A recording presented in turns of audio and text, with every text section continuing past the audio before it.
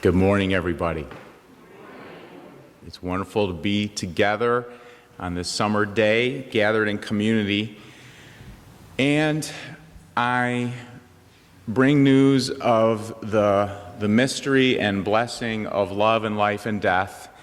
An elder member of our community, Gloria Delamar, died yesterday. Glo was in her home of Melrose Park, Elkins Park, with her husband of 65 years, Bill. She had been receiving hospice care for a number of days. She was comfortable and surrounded by a deep, abiding love every hour for many days in a row leading up to her passing. So let's take a moment to hold Glo up and her entire family and friends to the light.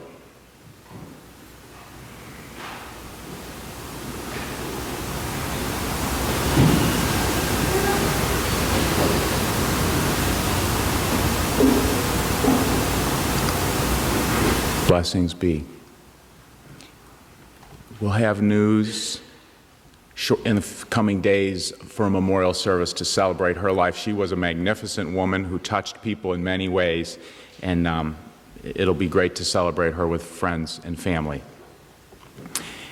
There's so many reasons like that, marking the passing of a loved one, where we need church and we need one another, and this summer is a great example. It's so wonderful to the people who are speaking, like Reverend Carolyn Stern and so many others this summer, in the music offerings like we're having this morning. It's just been a beautiful, meaningful summer of worship services here from June to now and going forward. So I just want to say how grateful I am.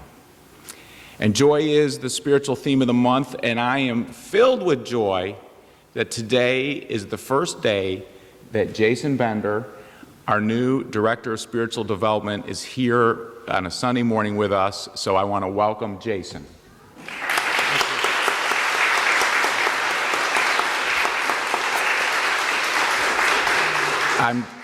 The search committee has been waiting for you all to meet this lovely man. He is coming to us most recently from where he's been 4 years at the Mainline Unitarian Church. Most recently, he was sharing the job of Director of Religious Education.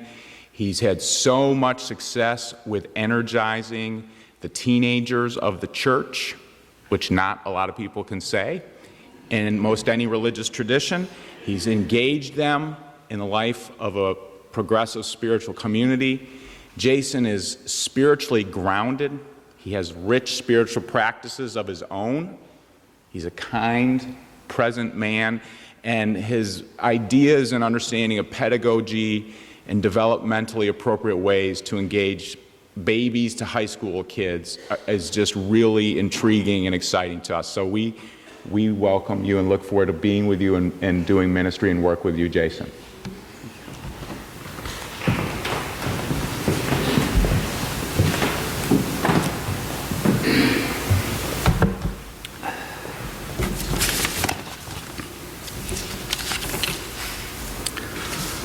Well, first of all, thank you, Reverend Kent, for that gracious introduction.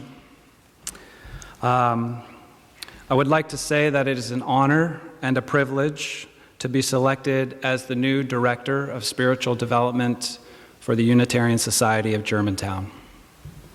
My gratitude goes out to the Search Committee, the Board of Trustees, and the program staff for entrusting me with the oversight of the religious education programming for youth and children, as well as the programming for adult spiritual development. I am excited to get to know this community of which I am now a part. On a more personal note, I have lived in Germantown with my wife, Lindsay, for the past 10 years. I'm thrilled at this new opportunity to not only be working in my neighborhood, but to be working alongside my neighbors in a capacity that I see as both my passion and my purpose. I am equally thrilled to report that I am now riding my bicycle back and forth to work. Which might sound kind of silly, but for me, that is a major life accomplishment. On a slightly more serious note, I would like to offer the words of Rabbi Shlomo Carlebach, who said, "Many have come to teach the holiness of God, but still there is not peace in the world. Many have come to teach the holiness of man, and still there is not peace in the world. When many come to teach the holiness of children, then there will be peace in the world." What I believe the rabbi is saying here is what many holistic educators have been saying for a very long time. It is the suggestion that it is through the nurturing of the child's innate developmental capacities that the spiritual breathes freely.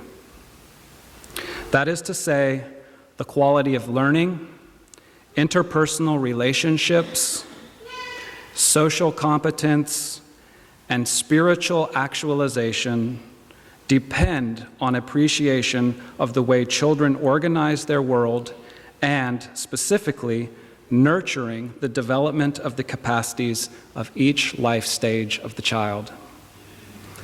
To teach at that level with that understanding, I believe, is the core of what it means to be a religious educator. And you don't need a PhD or a half a dozen credentials to do so. All that is needed from my point of view is an openness to learn anew in every passing moment. I hope that in my time here with this community, I will help to strengthen the religious education programming so that it is better aligned with the philosophy of holistic education, the understanding of developmental psychology, the demands of the 21st century, and the values that this Unitarian Universalist community is continuously trying to live and evolve. Again, thank you for giving me the opportunity to be part of this community. I look forward to meeting each and every one of you. May peace be with you all.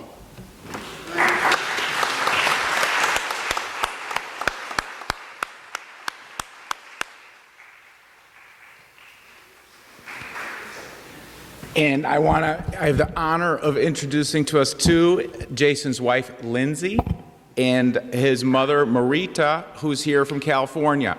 And why don't you stand up? Would you just stand up so we can see? Yeah. And as we say around here, when you bring your mom on the first day of work, you get a lot of points. We love that.